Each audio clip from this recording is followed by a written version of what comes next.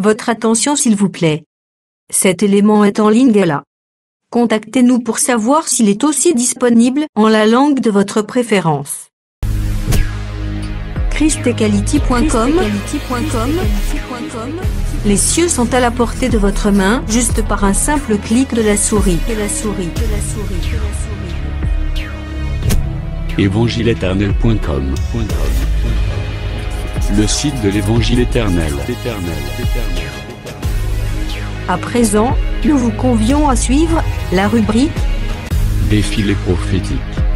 Une très riche action évangélique, mettant en scène plusieurs ministres de l'Évangile éternel, intervenant autour d'un seul et unique thème spécifique, chacun selon la mesure de sa grâce et son approche ministérielle.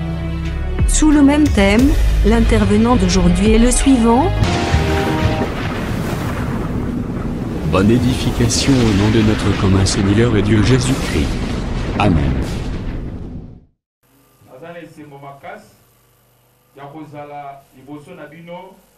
Enfin d'annoncer l'évangile éternel.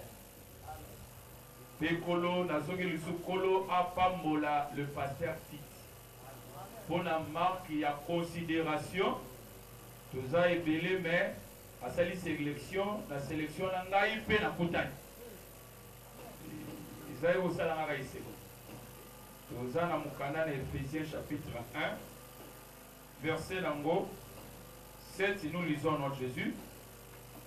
En lui, nous avons la rédemption par son sang, la rémission de péché, selon la richesse de sa grâce. Tobakisi lisusu, likomi musus na Colossiens, chapitre 1, verset 14, et le dit, à qui nous avons la rédemption, la rémission de péché. Tobakisi lisusu likomi na Romains, chapitre 8, verset 23, nous lisons notre Jésus. Et ce n'est pas elle, mais nous aussi, qui avons les prémices de l'Esprit. Nous aussi, nous soupirons à nous-mêmes, en attendant l'adoption, la rédemption de notre corps.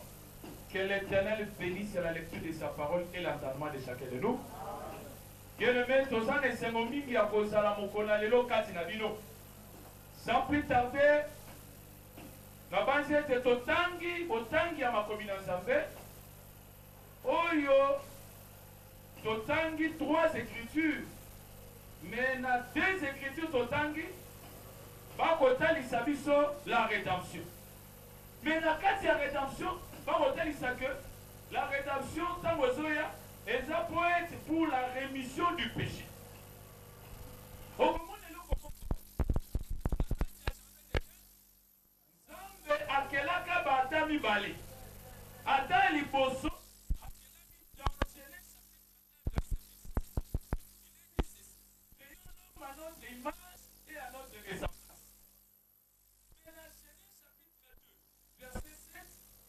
Zambe Koloba, formons l'homme et Dieu forma l'homme de la poussière de la terre. Oh. Mais par les prophétiques, tu comprends que Zamba kelaka bata mibale. Mais Adam liboso kelaki na image na ye, pe la ressemblance na ye, et c'est la personne du Seigneur Jésus-Christ. Parce que Colossiens chapitre 1, verset 15, le dit, Jésus-Christ est l'image de Dieu invisible. Ah, tu comprends d'abord. Mais remarquez ce que, au lieu de Adam, oya kelaki, na image na ye, pe la ressemblance de Azu Adana Abombi. Mais Adali Konsoasiko Adam, formé de la poussière de la terre, à son tindaï. Mais pour la nuit, pour la Okokisa, il y a 1 Corinthiens chapitre 15, dans on colle sur le Adam. Ce qui est spirituel ne vient pas le premier. Ce qui est charnel ne y a qu'à l'ibosor. Mais remarquez, ce qui a dit Adam, qui était créé à son image, Naël Sabino qui est Adam, Alinga Koyate. Adam Wana. Alinga Koyate. Tout calcul y ensemble y a plein de rédemption et Linga qui Kobeba. Parce que depuis l'éternité, Bible Robin na Isaïe, on t'appelait sauveur. Oh, pour Bikisa, il faut monter à quoi? Ceux qui montent à quoi? N'est-ce qu'au titre qu'on a sauveur et rien au Kokisama. Ah, je comprends. Il y a quoi à taille pour la quoi? Il y a pas ce que ton temps qui m'a commis. Au moins, à quel temps on s'en va venir pour interroger. À interroger d'abord, attends, au sali pour la nuit. Attends, lobby, moi si au chef est à tout le peu, moi si au sali pour moi ça lobby, oh, mais ça c'est ça maintenant la question. Parce que déjà, ça va bon, c'est que mon tokokoya. Mais dans la kokoya, il faut maintenant titre à rédempteur et kokisama. Aya, c'est quoi qu'on relevait Adam. Il y a un Ecclésiaste, chapitre 4, verset 9, jusqu'au verset 10 et le 8. Dieu voit bien qu'un. S'il tombe, l'autre l'un relèvera l'autre. Mais je vous informe que Batumi Balo peut Basarabata mi balé. Oh, il y a Koyaki. Pour Baroumi Balé peut pas Koyaki. Je vous informe que je ne suis pas Koyaki. Mais on va démontrer que Kokoya n'a pas besoin d'aller sous-mouter. Parce que Kokoya, c'est la mort. Mais parce que mon colossal la Koufa, David a Zoyemba, dans 2 Samuel chapitre 2, verset 25, a Bengi Koufa na Kokoya. Deuxième témoignage, Apocalypse chapitre 1, verset 8. Jean le dit que j'ai tombé comme un mort. Donc on comprend directement que Kokoya, c'était en réalité la mort. Mais la différence dans Jésus-Christ, et ça, tant qu'on a la loi, il y a un besoin qu'on relève maintenant à temps où il y a Kiwana. Tant qu'on a relevé les plans de la rédemption de Kokisa. Pour la parole, encore. Les plans de la rédemption de Kokisama. Pour votre information, dans les Écritures, nous avons des rédemptions. Donc, démontrer par rapport à ma commune. Il y a la rédemption de l'âme et la rédemption du corps. Mais la rédemption de l'âme, Jésus a réalisé par la croix. Vous remarquez Israël, nous avons de paix à Talissi rédemption, la marche là-bas. Vous comprenez le comment? Moi, je n'ai pas été pour Israël à cesser à cause de l'esclave. Moi, je n'ai pas été et vous allez la sacrifier. Mais moi, je n'ai pas été et vous allez la moula une année. Oh, une année, wana. Et bien, d'un côté, c'est une année de la grâce. Oh, Jésus a introduire. Mais remarquez, tant que moi, je n'ai pas été à Koufi, Israël, pour vous moula Sili. Mais bazobi. À cause de l'année. Mais remarquez ce que. Parce qu'à Tozo Talisa, des rédemptions. Parce que Adam a Koufa Malami Bali. Bon, ça m'a dit, mon colocolia Mouma, de mon coloco Koufa. Moi, je vous informe que mon colo Atalia Mouma, de mon coloco Koufa. À cause de la rédemption, mon côté, il faut ça la rédemption. Oh, rédemption à l'Ibosso, à la croix. Oh, la deuxième rédemption, la rédemption de ce corps. Ce corps d'humiliation sera transformé en un corps de pouvoir. Amen. Kolo apamola moko. Puisqu'on remarque, Israël Zambé a Kangoli, a fini sur le but que c'est la rédemption. Mais remarquez ce qu'on deuxième rédemption. Et ça, oh, les jours vont traverser les jours. C'est aujourd'hui que Dieu a roulé votre propre. Soit d'inabino, n'a le rôle à moi.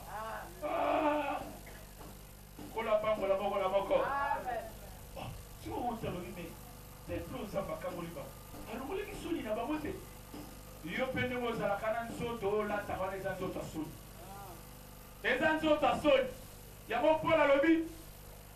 Toza le coup la balaïr de ce monde. Premier témoin. Pour la bâtisse à l'obit, nous sommes exposés à l'ignominie. Ah bon? Nous sommes tous les belles, les hommes la passe. Mais puis sont tous que nous sommes au Colombo. Nous sommes à la rédemption du corps. C'est ici que j'ai roulé votre propre. Kolo apa mon amour encore. Par là, nous allons comprendre que la première rédemption, c'est à la croix. Deuxième rédemption, nous allons transformer ce corps d'humiliation. Nous autres qui sont là, nous sous-souter. Quand nous avons ma commis, quand nous avons par rapport à ma commis, la rédemption comme la rémission du péché. C'est l'œuvre que Jésus-Christ avait réalisée à la croix. Mon comment on appelle le comment? Dans les tout on appelle la carte à Bible la rédempteur. Parce que Nzambe a vu ça la likambo. Atali sakango d'abord na ombre. Pour comment c'est quoi réalité? Ce qu'on t'a dit ma commis, comment on appelle que Salomon a fait rédempteur? Mais pourquoi Salomon a rédempteur? Je suis Mokanda Kanti.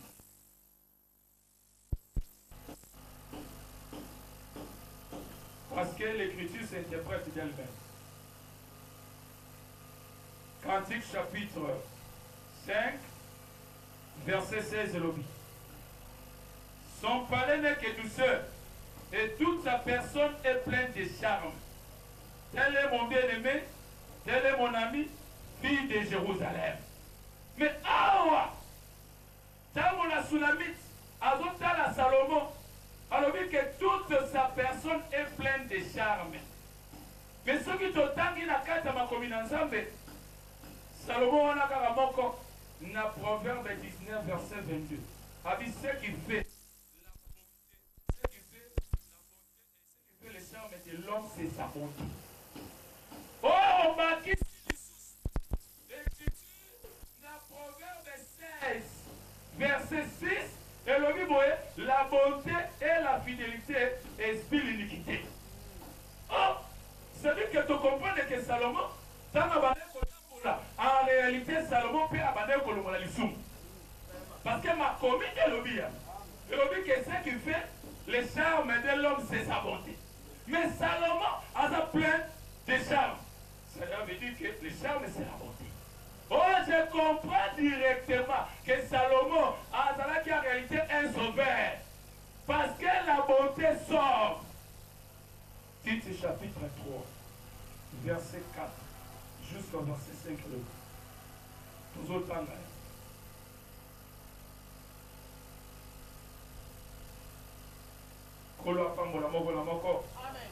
il faut se faire la raison de tous ma commune ensemble. Parce que y a mon niveau moyen d'abisso. En dehors de ça, nous avons l'abisso na bon moyen. Titre chapitre 3, verset 4 jusqu'au verset 5. Mais lorsque la bonté de Dieu, notre Sauveur, est son amour pour les hommes ont été manifestés, il nous a sauvés, non à cause des œuvres de Christ que nous aurions faites, mais selon sa miséricorde, par le baptême de la régénération et le renouvellement du Saint-Esprit. Amen. Amen. Et directement, tu comprends que dans mon Salomon, ça plein de charme. Charme, c'est ça la bonté. Oh, la bonté expire l'iniquité. Tu comprends qu'en réalité, Salomon, il était le rédempteur. Amen. Oh, c'est là qu'il l'ombre. Parce que tant le véritable Salomon il y a ici plus que le roi Salomon. Amen.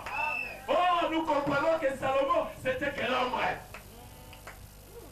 Quand on a cantique, dans mon sens, là, c'est le vite, oh, sur la nana. Là, les namotas, n'a pas eu bis. La ligne à Wolbelo, au moment où tu peux Canada, on est sur ma camion, le coûté de la Sonia. La Sonia, on va nous mettre avec ta vie sur moi qui vient battre Sylvie. La fille, Cantique chapitre 2 et Cantique chapitre 5, verset Nango, tout le monde a verset 10. Mon bien-aimé est blanc et vermeil. Il se distingue entre 10 000. Ah, d'abord, tsunami tazotala. Salomon a dit que mon bien-aimé blanc et vermeil, deux couleurs. Couleur blanche, la couleur, la version soit mon bien-aimé est blanc et rouge.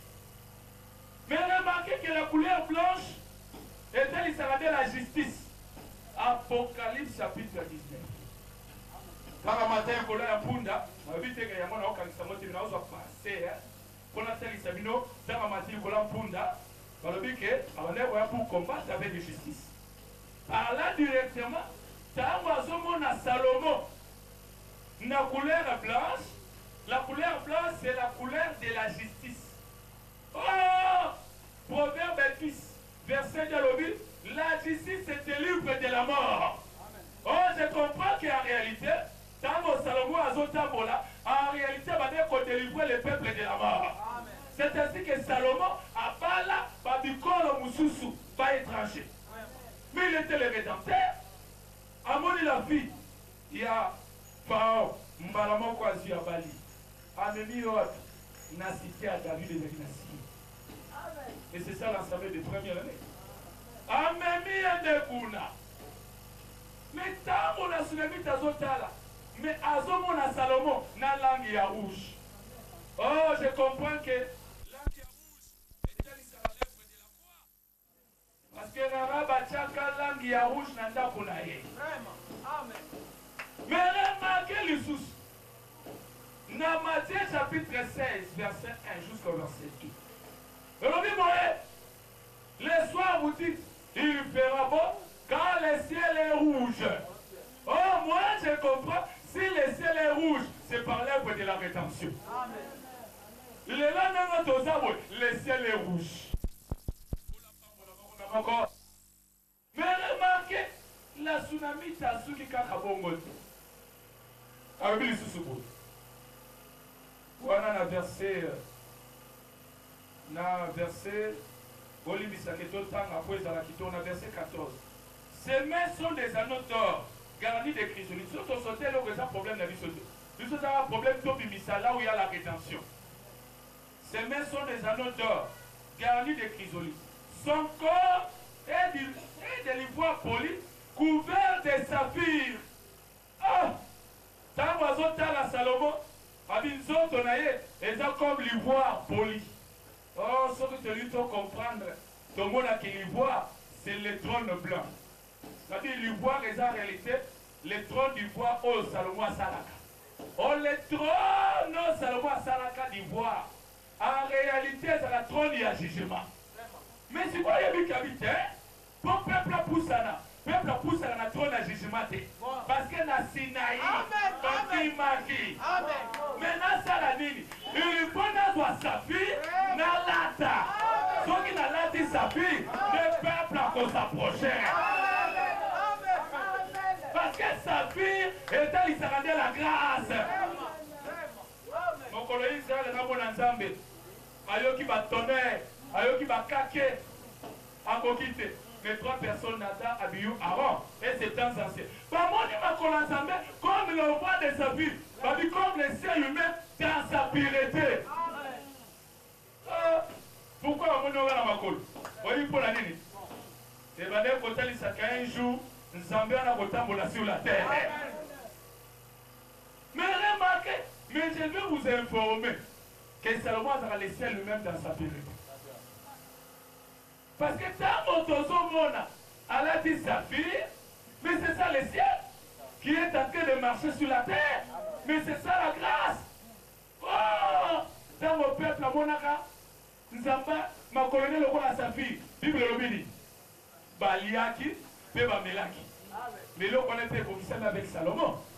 Il y a un Salomon, Bible Lobini, il y a un roi, je pense 4, par le but qu'il y avait 12 intendants qui pourvoyaient la bateau pour pousser na mesa à Salomon. Oh, je comprends. Pourquoi on pousse ça? Pour Salomon a dit des saphirs. Quand Salomon a dit saphir, c'est ça la grâce et la rédemption. Oh, le véritable rédempteur, c'est la personne du Seigneur Jésus-Christ. Il est à la croix, après ça qui ont de l'autre. Il est à celui qui est à la moine ensemble. Est-ce que tu crois cela? Est-ce que tu crois que Kola Sala la rédemption à la croix? Parce que la rédemption, c'est la rémission du péché. Comment on appelle comment? Par rapport à la rédempteur. Parce que Anna Otalisane, rédempteur dans l'ombre. Amen. Protocole Masiko la réalité. Mais je vous informe aussi, les frères Nabiso, on va dire qu'on a comme Noé, Noé pas à les rédempteurs. Parce que mon colono a beau ami. Papa n'a lolo baboy. Cet enfant nous consolera de tous les travaux pénibles provenant de la terre que l'Éternel a maudite. Mais attire mon aventure. Très important. Les problèmes, c'est t'attendez comme les mecs. Mais je vous informe que le mec n'avait pas le pouvoir pour réaliser la rédemption. Or, le mec ouana n'a aussi mis dans telle dimension. Le mec a tel, il sera le serviteur de la loi. La rédemption. Cet enfant nous consolera. Attention avec la consolation. Dans la consolation, il y a pour expier l'iniquité. Pour mettre fin à la servitude, mais pour délivrer le peuple. Et Esaïe a causé la d'accord nangai. Pour azober gana na kata lo sambo na ye. Aligi pa kota na kata lo sambo tozota. Esaïe chapitre 12 verset jusqu'au verset 3 et le début. Tu diras à ces jours-là, je te loue Éternel, car tu as été irrité contre moi. Bon, ta colère s'est abaissée, tu m'as consolé. Voici Dieu et ma délivrance. Ah, est-ce qu'on se suit malin? Dans la consolation, Ezoya commettre fin na kanda. Oh, tu comprends directement. Tant que cet enfant nous consolera, et lui commettre tout le temps. Oh, les mecs à vivre, c'était le temps de la colère. Parce qu'il n'y a pas que le temps de la colère, c'est le temps de la loi. Romains 4, verset 15. Il dit que la loi a produit la colère. Il faut si que dans vos consolations, la consolation apporte la délivrance. Il y a moi comme l'objet. Quand tu as été irrité contre moi, ta colère s'est abaissée, tu m'as consolé. Voici, Dieu est ma délivrance. Deuxième témoignage. Tozana Mokanda Isaïe 40. J'ai lu au nom de Jésus-Christ. J'ai lu au nom de Jésus-Christ. Isaïe chapitre 40, verset 1 jusqu'au verset 2. Consolez, consolez mon peuple, dit votre Dieu. Parlez au cœur de Jérusalem, criez, lui, que sa servitude est finie, que son iniquité est expiée. Donc on parle directement dans la consolation Zoya, et ils mettre fin à l'iniquité et à la servitude. Mais c'est ainsi que papa n'a l'oreille que cet enfant nous consolera de tous les travaux pénibles provenant de la terre que l'Éternel a maudite. Mais votre temps voyez, alors que venez à moi, vous tous qui êtes fatigués et chargés, je vous donnerai du repos. C'est lui le véritable rédempteur. Amen. Mais remarquez ce que Tata, après la compète, ça n'a les repos. Mais tant qu'on les vit, ça vient parce que Tozo me l'a fait sous Tata. Bon, la communauté, Salomon, hasard, pardon, Noé, hasard rédempteur. Tozo soit Genèse. Dans la Genèse, parce que l'écriture s'interprète d'elle-même. Toujours écriture. Dans Genèse chapitre 5, verset 32, nous lisons notre Jésus. Nous lisons notre Jésus-Christ.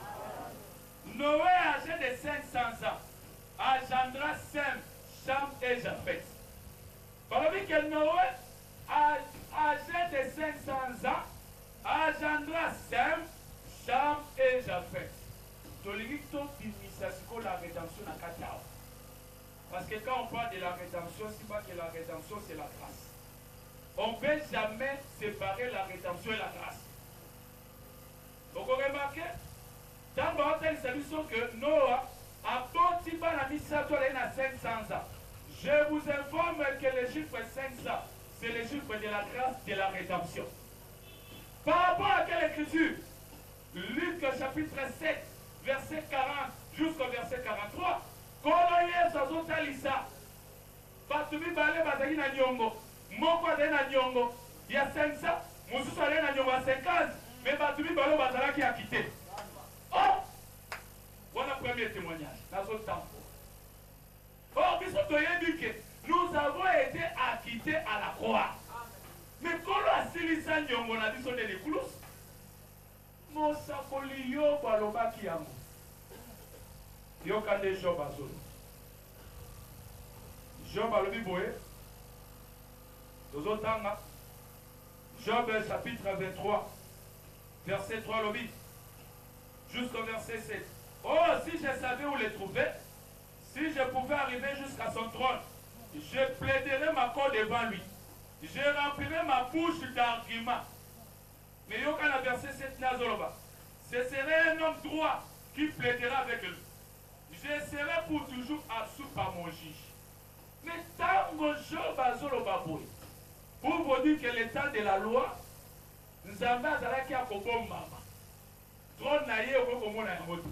Mais car tu es un Dieu qui se cache, Dieu d'Israël. Oh, Zambozoboma. Mais Nata grâce, Zambani Mama Rasul. À se révéler pour la bataille au Yaïd. Il y a Hébreu chapitre 4, verset 15. Et le Bible, jusqu'au verset 7. Approchons-nous devant le trône de la grâce pour obtenir miséricorde. Amen. Mais remarquez, Jobazolo Babo. Ce serait un homme droit qui plaiderait avec lui. Or, l'homme droit, oui, pendant qu'il a plaidé, en réalité, c'est la personne du Seigneur Jésus-Christ. Mais alors, je serai pour toujours absous par mon juge. Absoudre veut dire acquitter les coupables de sa condamnation. Oh, tu comprends les chiffres 500, mon toit de Nyongo, pas qui est. Pour ta côté, en réalité, tango oyo no abade ko vivre en réalité tanga boti balami tebisa toana âgé de 500 ans, c'était la période de la grâce et du pardon. Oh yamo salama qui va à la croix. Quand le véritable Noël est venu, il nous a quittés. Yamo wana lo kabane kita moni moi sandumba. Ba ene baba me mabang. Jésus-Christ a dit va et ne pêche. Amen. C'est-à-dire en réalité, Azo a quitté. Mais on remarque les sources par rapport à chiffre 500. Au comment on a un repère, au comment on a un repère dans la marche. Quand on dit Salomon a sali la maison, c'était la forêt de Liban. Oh, la forêt de Liban, et les Arabes n'ont Israël. Mais les Arabes en réalité n'ont pas de. Mais Salomon, quand on a sali yango. Azo répondu en Israël. Et bien, côté les nations auront le droit de citer en Israël.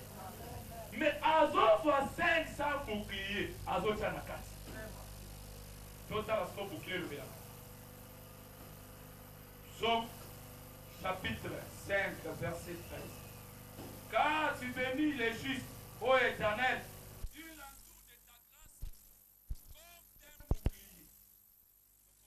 Que les boucliers est à l'islam.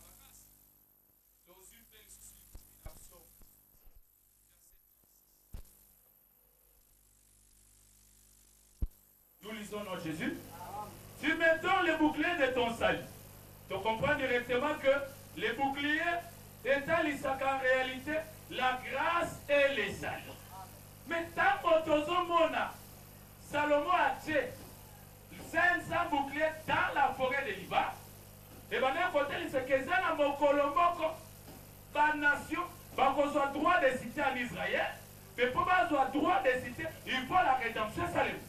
Parce que la rédemption de que soit biso et constitution la cité de David, la cité d'Israël. Mais rappelez-vous ce qu'on appelle les chants d'Akedama. Chant d'Akedama, bien Elanga Makila. Oh, Makila, c'est ça la rédemption de Totu Kotanga. Nous devons comprendre que Makila yes, Mosala Salaki, nous exhibitions et conditions ce qu'on a Katia, Nana kwa Israël. Mais remarquez, Bazoswa, 500 boucliers bâtis dans la forêt de Liban. Pour ne compter ça, que mon colombo, la nation va recevoir les saluts, va recevoir en réalité la grâce. Oh, le lieu de tout ça, nous avons la grâce. Amen. Deuxième témoignage. Tout troisième témoignage, en ce qui concerne 500. Parce que chiffre 500, tout le monde a ici qui est.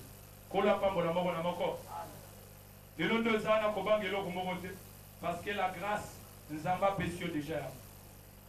Tant que vous tambola, tambola en assurance, il y a des quelle que soit maladie, est-ce que tu crois que le Seigneur Jésus-Christ est avec toi? Mais remarquez pour le chiffre 500, dans la composition Will, dans Exode chapitre 30. Chiffre 500, pour nous, on a composition d'huile. Mais vous savez, oui, les amis. Luc chapitre 4, verset 18. L'Esprit du Seigneur est sur moi. Car l'Éternel m'a oint pour porter la bonne nouvelle aux malheureux, pour délivrer les captifs. Ça dit 500, il y a un monde délivré. Où est-ce que Jésus-Christ nous a délivrés? N'est-ce pas à la croix? C'est à la croix ici qu'a sali la rédemption.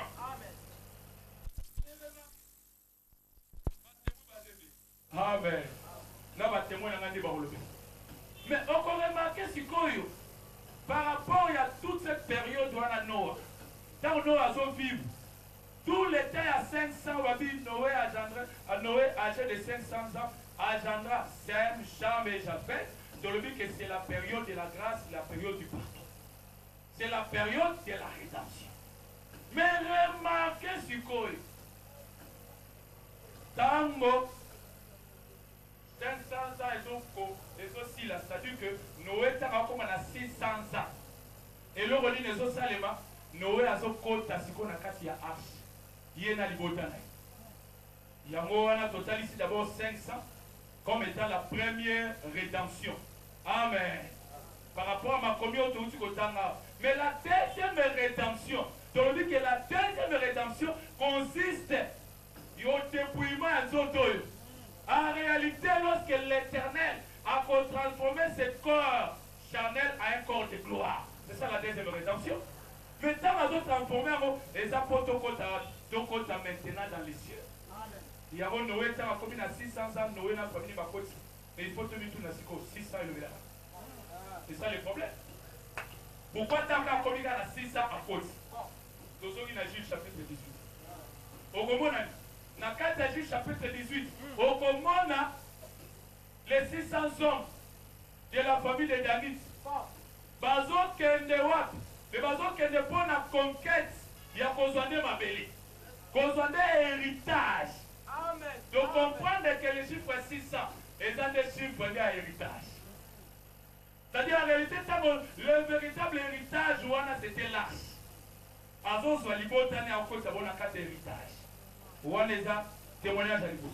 Mais si ça est ce qui a gâté le héritage, et ça il sera aussi la colère.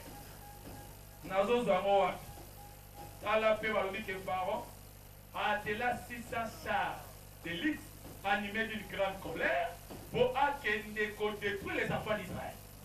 Directement, tu comprends que, oh, malgré que pour la mission, c'est un héritage, mais pour la basoussou, c'est la destruction. Amen.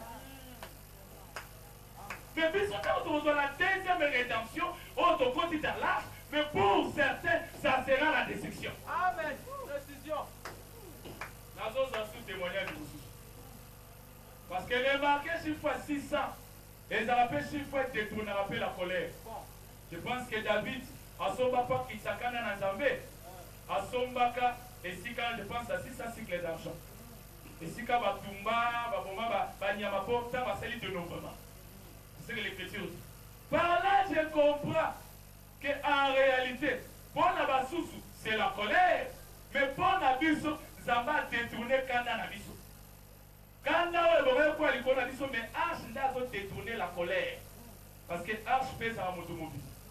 Romains chapitre 8, verset 1. Il n'y a aucune condamnation pour ceux qui sont en Jésus-Christ. En réalité, tant qu'on a un compte à la Arche, directement de comprendre. C'est ça la deuxième rédemption. Mais remarquez les sous. Tant qu'on a vu que Noé, âgé de 500 ans, engendra Sem, Cham et Japheth. Si tu commences à 600, il y a eu l'écoulement combien d'années? 100 ans. Mais je vous dis que les chiffres 100, les chiffres, il y a moto oyo, et oyo a bomba relo. On va faire ça exemple. Natango, dozomona. Les Ambabi, je me suis réservé combien? 100 prophètes. Oh, bah, Fouka Melibante. Amen. C'est-à-dire, oh, il y a bomba. Oh, tu comprends directement que les chiffres 100, et ça aussi les chiffres au caché. Oh, biso, tu as vu que Nzamba, bomba, biso dans les cieux, comme l'écriture dit, cache-toi un peu de temps jusqu'à ce que la colère soit passée. Mais tant que l'on connaît que ça, en réalité, tu comprends. Il y a total ici, Nakati ya Noé, de rédemption. Amen. 500, de on appelle Tango, Azoko Disapé, Libotani Nakati na Arche.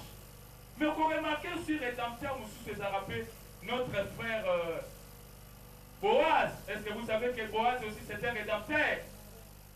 Il m'a dit que c'est un Sikola, Rite. Mais il y a des rites à Zoloba.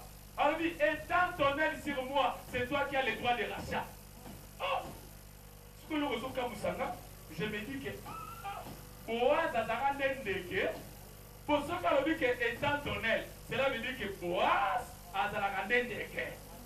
Mais a Ndeke nini. Mais je vous informe qu'il a la colombe. Mais pourquoi la colombe? Somme chapitre 68, verset 14. Ah, on a ça, la révélation, on a ça, la prophétie. Voilà que les ailes de la colombe sont couverts d'argent. Ses piments sont de jaune d'or. Oh, je comprends que tant que les ailes les a déployés, et ils ont sauvé, délivré, épargné. Ésaïe chapitre 31, verset 5 à Yambingamba. Oh, je comprends que le temps de la loi, ma papou n'a pas les alaki à Bokangama. Mais le temps de la grâce, il faut maintenant que le véritable Boaz aille étendre elle afin de donner la vie. Oh, le véritable Boaz, on a déployé qui va elle pour réaliser la rédemption, c'est la personne du Seigneur Jésus-Christ. À la croix, il a déployé les ailes et il nous a sauvés. Et aujourd'hui, nous sommes appelés les enfants de Dieu. Mais remarquez, nous sommes en Akata Colombe. Colombe, on a fait quitter la Jésus. Mais à quitter la femme, parce qu'il y a une moussala de la rédemption. Nous sommes en Abilon au Bibale, l'or et l'argent. Il y aura des Job à Zolo. Les prophètes de Job. Nous autres, on connaît à Job. Job chapitre 24. Et chapitre 22, verset 24, jusqu'au verset 25 et le Bible. Jette l'or dans la poussière, l'or d'Ophir parmi les cailloux de torrent. Et le Tout-Puissant sera ton or, ton argent, ta richesse. Tout ce qu'on a noir. Jette l'or et l'argent à la poussière de la terre. Le Tout-Puissant sera ton or et ton argent. Mais pourquoi l'argent? Il faut boire à la poussière de la terre. Mais il faut qu'il vous relever à Dakoya. Parce que mon colo à Dakoya, Zamba dit si tu es poussière, tu retourneras poussière. Mais tant que tu or est sera la divinité. Et dans 35, verset 4, ça dit votre Dieu viendra lui-même, il vous sauvera. Mais remarquez à Zoya, Zamba na Zoya Pekarana, argent. Parce que or, argent est à la rédemption. L'écriture, on est dans le nombre 3, verset 48. Mais attention, l'argent est à la rédemption, pas battu. Dans la pérole et ça là. Nous allons nous connaître, il y a Barou à cause. Parce que la parole doit s'interpréter d'elle-même. Nous allons voir, au Canada, nous sommes au Canada des Rois, chapitre 12, verset 14 jusqu'au verset 16. Je lis au nom de Jésus. On les donnait à ceux qui faisaient l'ouvrage, afin qu'ils l'employassent à réparer la maison de l'Éternel. On ne demandait pas de compte aux hommes entre les mains, desquels on remettait l'argent, pour qu'ils donnassent à ceux qui faisaient l'ouvrage, car ils agissaient avec probité. Nous devons comprendre que l'argent joue un rôle pour réparer la maison. L'argent des sacrifices de culpabilité et des sacrifices d'expiation n'étaient pas apportés dans la maison de l'Éternel, pour les sacrificateurs. Alors, tout le monde a que l'argent et joue un rôle, il y a pour réparer la maison. Puis il y a aussi la lèvre d'expiation. Parce que l'œuvre de l'expiation, il y a la rédemption. Vous remarquez le comment, tant qu'on va se voir qu'alors à la poussière de la terre, en réalité, l'or et l'argent, et ça, on a réparer à temps où il y a comment qui poussière. Pourquoi la robe qui fait poussière, tu retourneras poussière. Mais attention, la promesse c'est ça. Nous allons tirer les pauvres de la poussière de la terre. Mais les pauvres, fait à temps. On a encore là ce qui est de conçoit. Mais les longs gagnent le second total, le mandat total.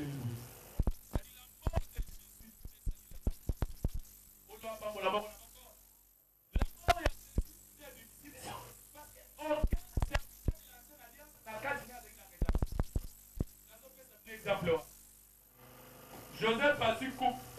La coupe où Joseph a su, c'était la coupe d'argent.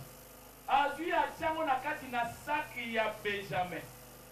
Mais remarquez, Azui bisabango boko banda koluka siko la coupe.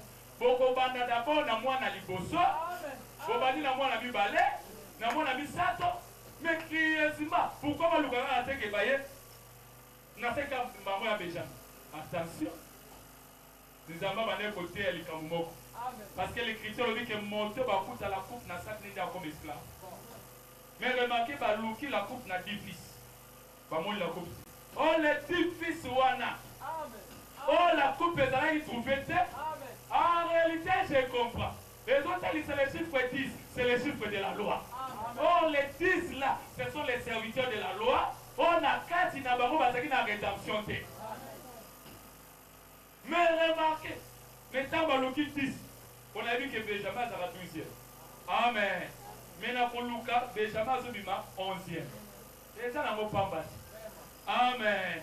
Si vous Benjamin, ça pour baser coupe, il y a un évoqué qui était à la esclave, il y a un déconné.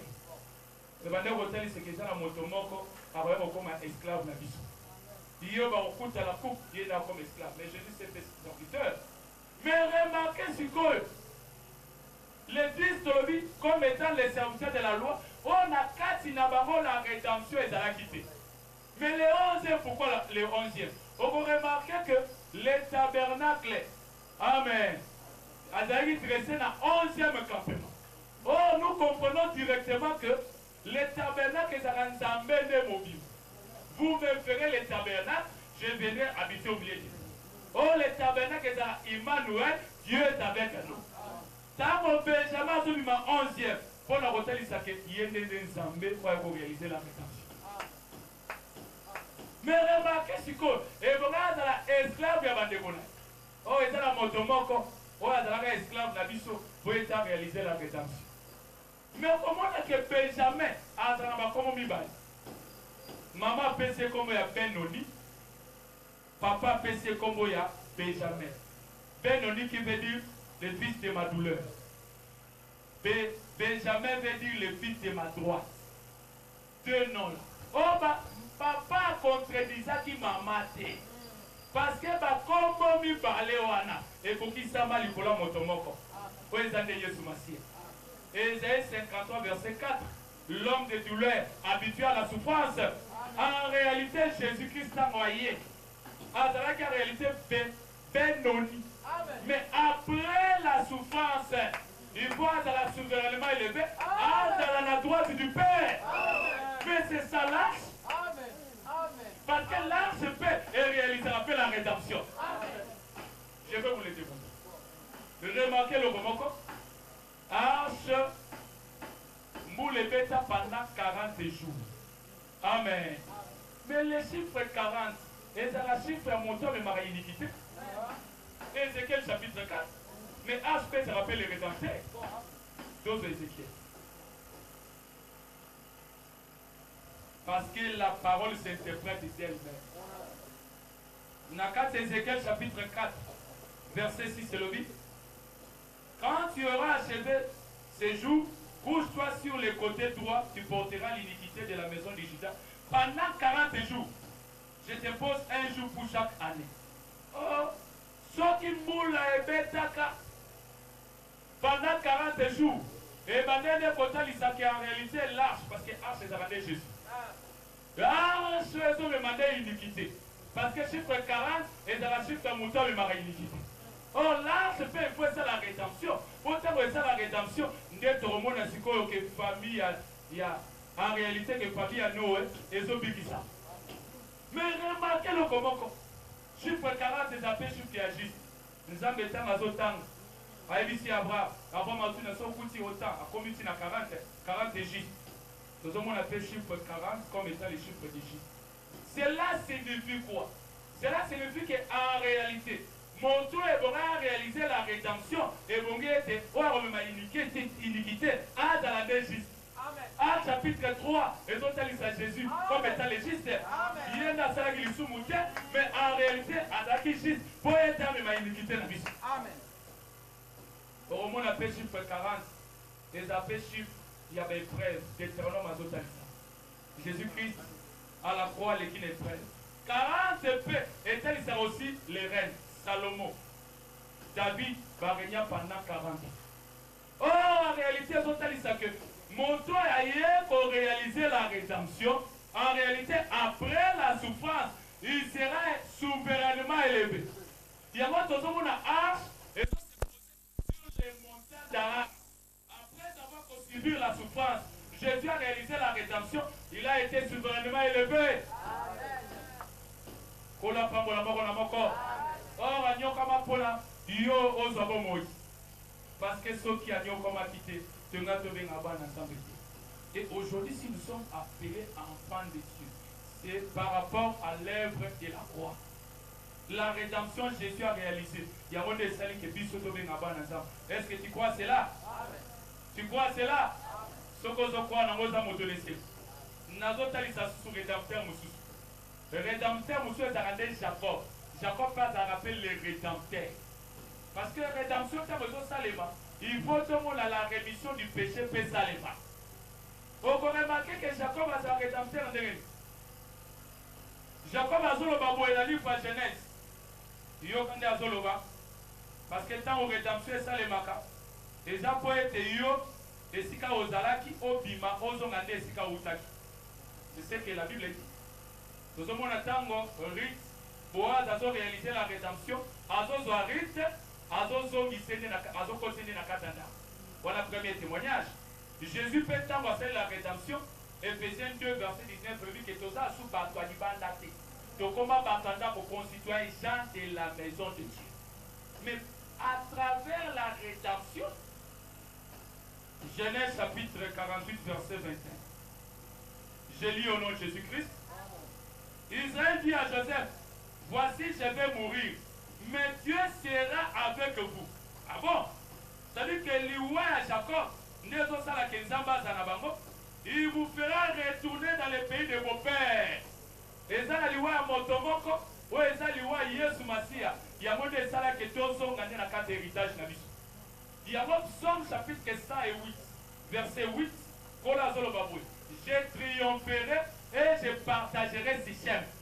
Pour qu'on a partagé Sichem, il faut triompher. On dit bien que triomphe et ça le qui dit à la croix. Tant on a longue, c'est pour vous dire que la rédemption et ya kapona kosala musala ya kolongolande lisumu. Amen. Oh Jésus-Christ à la croix, il est dans le rôle lisumu na ngai na yo. Pour le loto sangana, tobe na bana na ça. Mais on peut remarquer, la maman qui était Jacob a aussi les rédempteurs.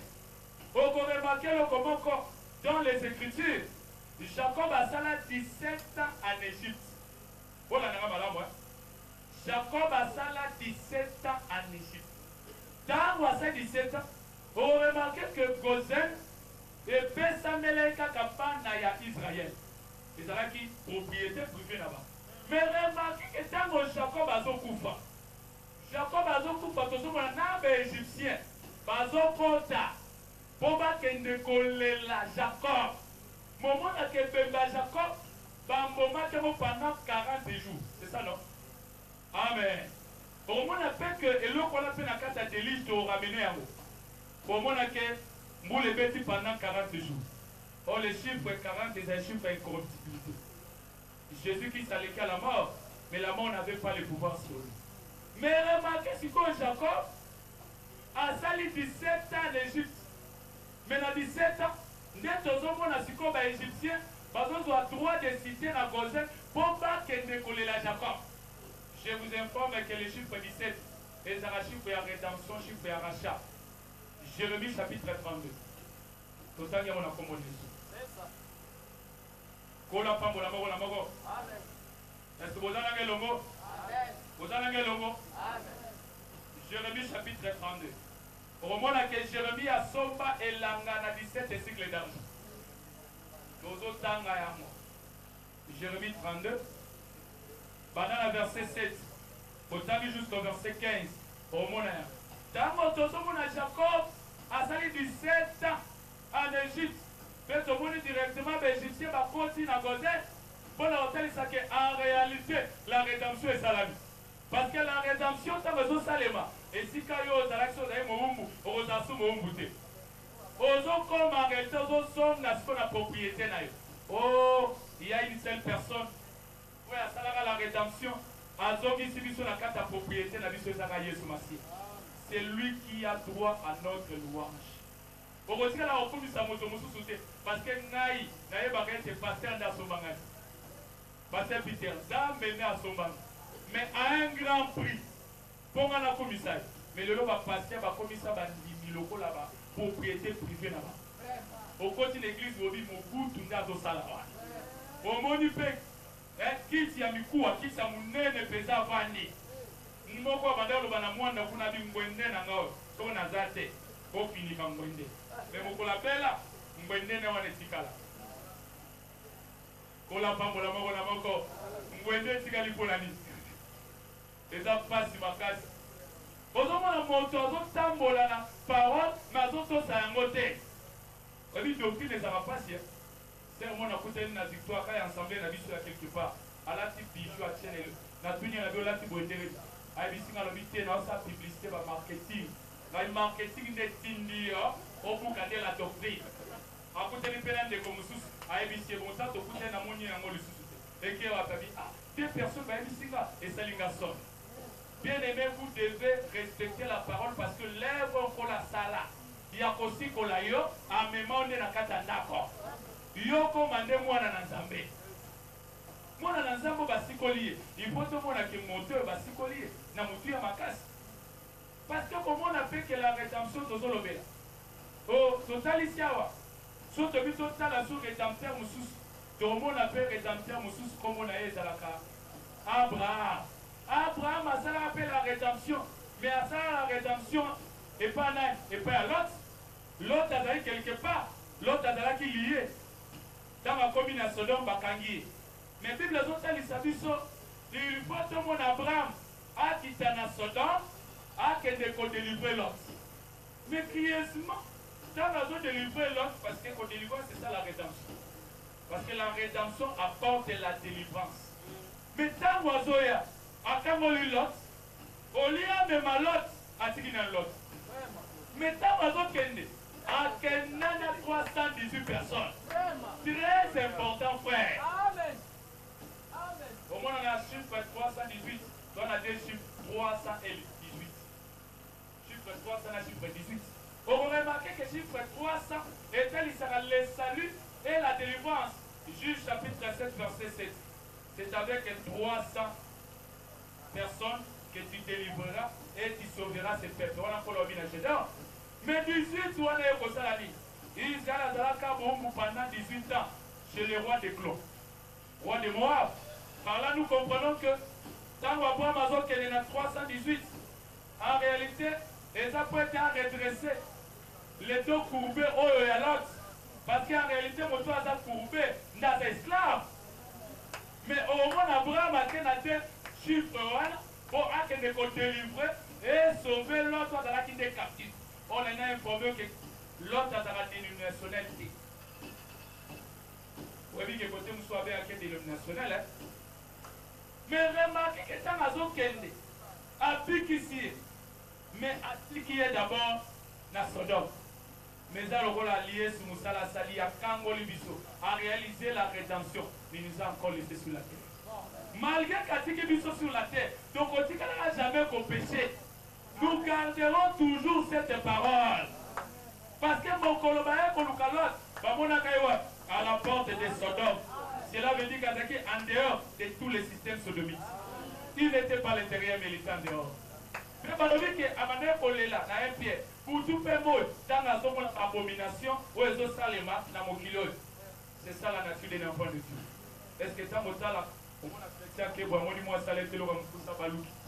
A commis MONUSCO, mission d'observation au Congo. Au Kokufa. Na mwana moko akoya ti na libeki likologa ya konunga okomi te espion batela nature za bapeso na kombo na Yesu. Garde cette nature, les saluts que l'Éternel t'a donné, batela. Bon, on dit que Abraham a salé Moussa, il y a la rédemption. Oh, le véritable Abraham, parce que je vous informe que l'autre a demandé moi c'est Abraham. L'autre a demandé moi c'est Abraham. Est-ce que vous croyez à cela? Parce que mon tabou de la rame, moi c'est mon tomo l'Esprit du Seigneur est sur moi. Quand l'Éternel m'a envoyé pour porter la bonne nouvelle aux malheureux, pour délivrer les captifs. Mais les captifs, ça y est, mais il y a pas que malgré qu'on vit sur cette terre, il y aura un jour les deux ailes. Et que personne n'est là, mon collant, ça sera la deuxième rédemption. La rédemption du corps. Parce que vous remarquez le comment deux anges au Bakenara na Sodome pour l'Obmisalot et ça aura les deux ailes de l'aigle. Où ils ont l'autre sur la terre, pour l'autre à Kendende si comme quelque part. C'est ça la deuxième rédemption. Parce qu'au moment que Abraham, dans ma zone quitta, pour acte de délivrer l'autre, je vous dis la vérité que moi, je n'ai pas ta coupati. Mon coloane. Mais pourquoi j'ai dit ça? Remarquez, Tango, l'autre a vu des anges. Bible le l'autre a balayé le pain sans lever. Oh, le pain sans lever, balayé à un moment. Et dans un moment où on a coupé, on a balayé le pain sans lever. Oh, moi je comprends. En réalité, que le véritable Abraham a réalisé qu'il a la rédemption pour l'autre. Témoignage de Moussous. C'est avec Samson. Samson t'a marqué. Bible le bête Samson a vomi les lions comme un chevreau. Or les chevaux n'a agneau et zamelo au moko. Pour moment un agneau ou un chevreau. Oh, je comprends qu'en réalité, dans le Samson, en ce moment, les lions comme un chevreau, c'était le 14e jour. On remarque que dans moi n'a pas pour maman le 14e jour, 7 jours et le pain sans levain. Moi n'a pas le 14e jour, Samson a organisé fête pendant 7 jours. Mais c'est ça la fête de pain sans levain. C'est ça la fête de pain sans levain. Oh, la fête de pain sans levain, c'est quoi? C'est l'explication de la parole. C'est pourquoi Samson devait donner l'explication de l'énigme. Amen. Et nous comprenons que Jésus-Christ a réalisé la rédemption pour nous. Parce que la rédemption, péché n'a pas de l'espace. Kolo apa bola bola moko to beteli kolo maboko pona le kunae. Mais la seule question autre retourne les apôtres. Est-ce que tant que Jésus-Christ a coupé à Salaka la rédemption aussi qu'a pour la biso moko. Mais n'a pas eu du solo comment Jésus tant a coupé. Jésus a la rédemption. N'a pas na bato oyo bakufa. C'est-à-dire que même par prophète paix, Jésus a la rédemption. Nous avons démontré. On remarque dans le livre 1 Samuel chapitre 31, verset 12 jusqu'au verset 13. On remarque le relis des Anakas. Saoul Bakunda est deux places. Saoul Bakunda n'a jamais de Galate. Baye Soukokunda au pays de Benjamin. Nous avons démontré pour Nathalie ça la rédemption. Mais remarquez, Saoul Saoul na Jonathan, bataille sera tous les prophètes de l'ancienne alliance au Bakoufa avant Jésus. Mais remarquez le réseau Salema. Tango kaka bakundi bango. Tozo tangango. Quand on fait précision. Nous allons Mukanda Samuel, chapitre 31, verset 12 jusqu'au verset 13 au 10. Tous les vaillants hommes se levèrent, et après avoir marché toute la nuit, ils arrachèrent de murs, de Beth-Shean, les cadavres de Saoul, de ceux de ses fils, puis ils les revinrent à Jabès, où ils les brûlèrent. Ils prirent leurs os et les enterrèrent sous les tamaris à Jabès. Ils gênèrent 7 jours. Tout le monde est à Kuniba. Nous avons 2 Samuel. 2 Samuel chapitre 21. Nous avons verset 13 jusqu'au verset 14. Je lis au nom de Jésus. Ils emportant de là les os de Saoul et de Jonathan son fils, et l'on recueillit aussi les os de ceux qui avaient été pendus. On enterra les os de Saoul et de Jonathan son fils au pays de Benjamin. Très important, hein? Au pays de Benjamin, à Tchéla, dans les suffiques de Kis, père de Saoul, et l'on fit tout ce que le roi avait ordonné. Après cela, Dieu fit apaiser envers les pays. Kolo apa pour la montagne l'ilobanaye.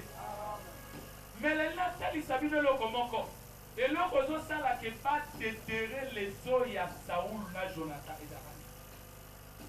Selon il faut comprendre que c'est Nouana aux 8 verset 1. 2 Samuel chapitre 21. Bible zo sabi sobo. Comme ta ezate na zo ba okala monoko. Et then atamoro Saoul a bomaka bagaboni na sel na ye. Mais tala lo konata ko salami. Il y a eu en Israël la famine pendant 3 ans. Mais tant l'homme de Dieu, David a bien consulté Kolo. Kolo a totalisé que Tala est pour la boue. Mais bazo que ne komona Bagabonit, bazo c'est Nakaka, c'est des fils. Oh, il y a Saoul. Amen. Mais pourquoi Kaka c'est fils, il y a Saoul et Bogiba Koufa? Bon, en réalité, la Bible était pour qu'on a réalisé pour l'expiation Salema. Oh, moi, je comprends que ça, c'était l'ombre des choses à venir. L'Iwa Abadou et ça l'expiation. Mais 7 caca, 7. Mais tant qu'on peut Bazo Koufa, au commencement, il y a moisson d'orge. Je comprends que l'Iwa a 7 ouana, n'est mis abondance. Oh, je vous informe ceci. Le véritable sept fils, il y a Saoul Bakoufa, et ça rendait la personne du Seigneur Jésus-Christ. Ceux qui t'entendent, dans mon canal hébreu, en tant que l'histoire hébreu, frère de l'histoire, en tant que l'histoire, hébreu chapitre, chose dans la Bible, hébreu chapitre 10, verset 14.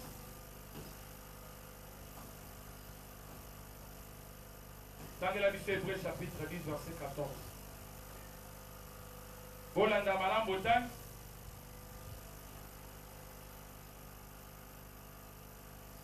Tanga kapito tanga wamana ngomate.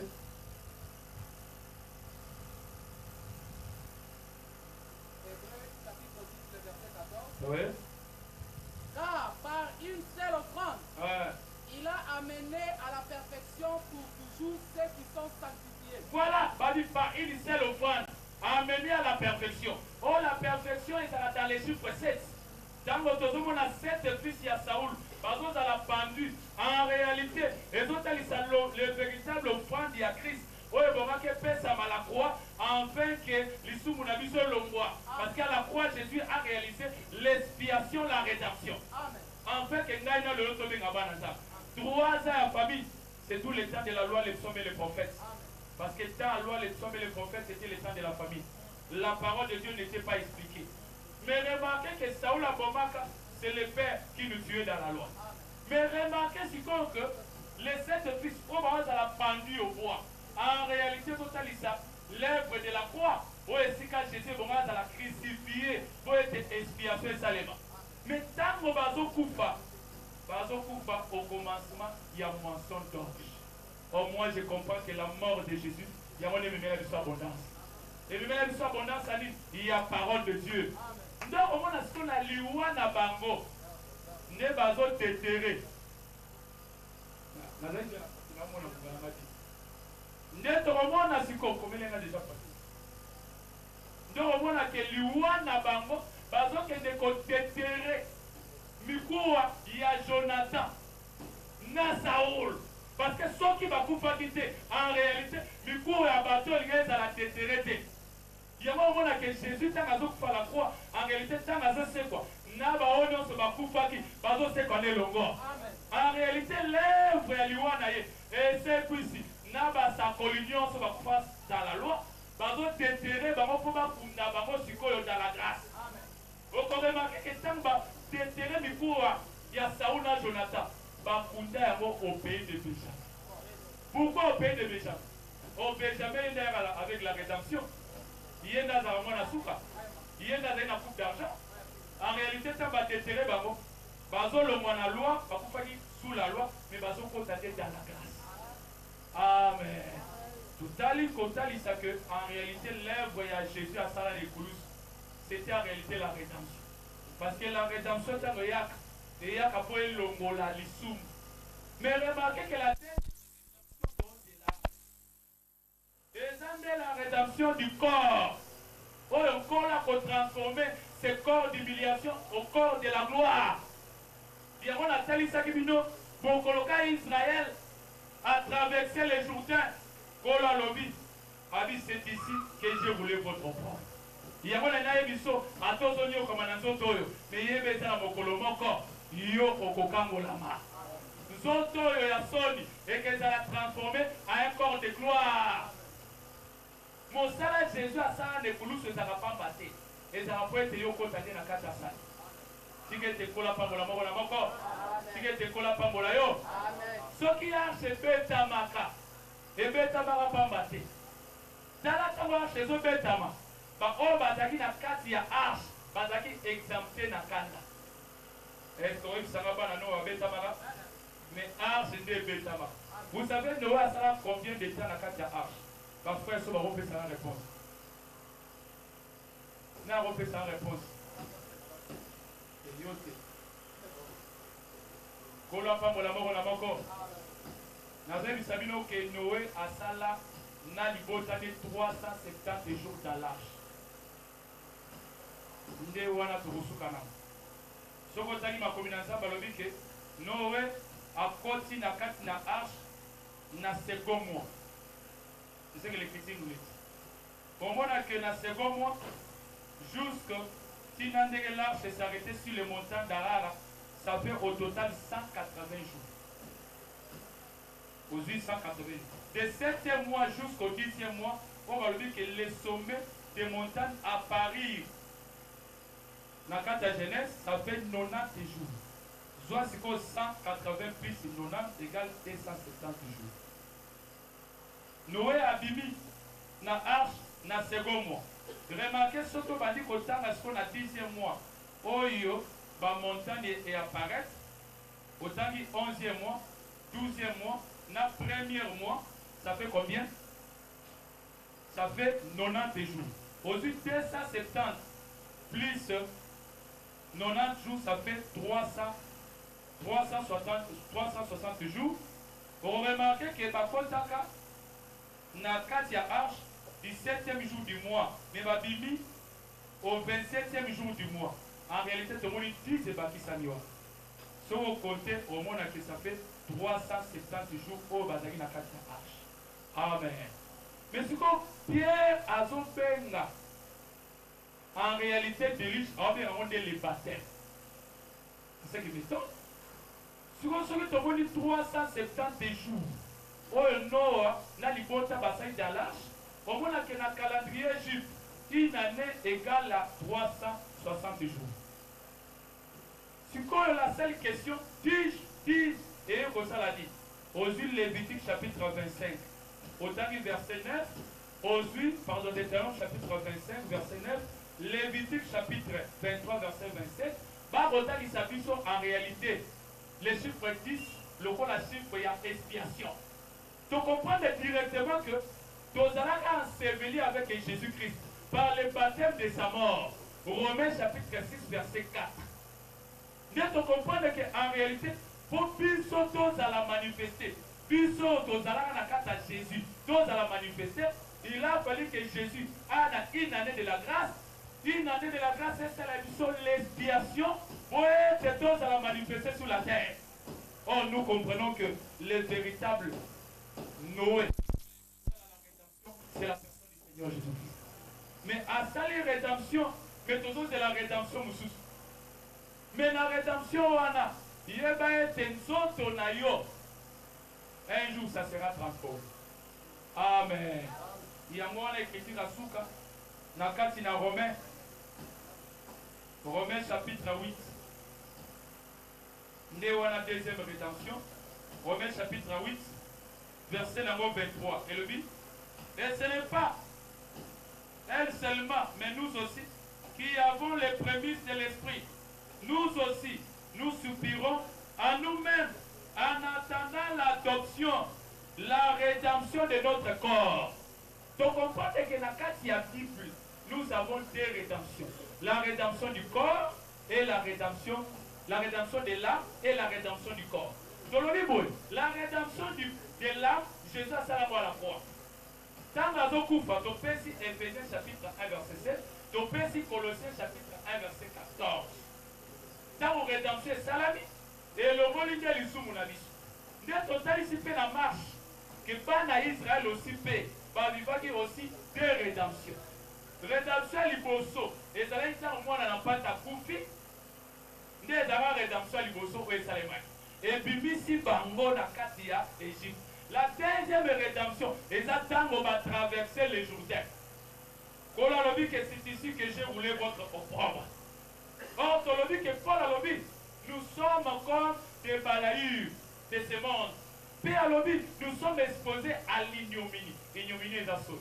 Parce que là, tu as un corps d'opprobre, mais nous savons que ce corps d'opprobre sera transformé en un corps de gloire. Le total ici fait la rédemption dans la vie de Noé. Noé, âgé de 500 ans, a engendré 3 fils au monde. Mais on remarque que total 500, c'est la période du pardon et de la grâce. Qu'on a quitté sur la tête. Mais tant qu'on continue à casser arche, c'était la deuxième rédemption. C'est que c'était pour la femme ou la mort.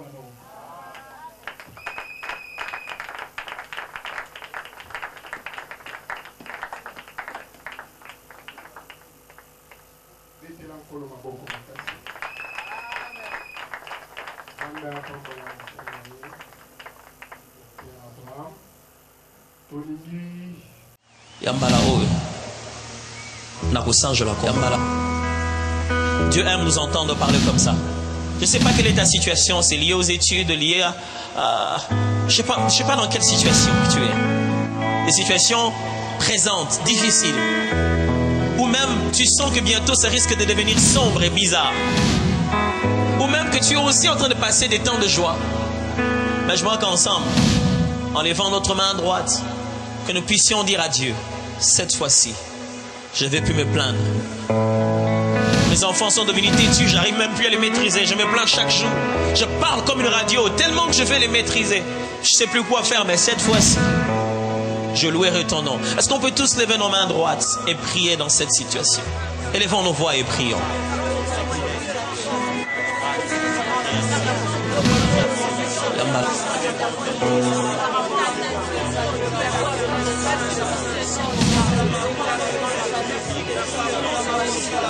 Seigneur, oui, nous le décidons. Je m'entends dans nos voix s'élever et parler au Seigneur. Oh, tu connais desquels... Merci d'avoir suivi ce message et que Jésus-Christ vous bénisse. Si vous avez une question à l'intention de l'homme de Dieu, si vous voulez que l'homme de Dieu prie pour vous, si vous voulez vous confier à l'homme de Dieu, ou si vous voulez tout simplement bénir l'homme de Dieu, contactez-le directement si ses coordonnées sont disponibles depuis sa page. Sinon, contactez-nous et nous lui transmettrons vos préoccupations. N'oubliez pas de faire un tour à notre page évangélisation pour voir en quoi vous pouvez vous rendre utile à Christ par cette œuvre. Que Dieu vous bénisse tous. Amen. ChristKelity.com. Les cieux en un clic de la souris.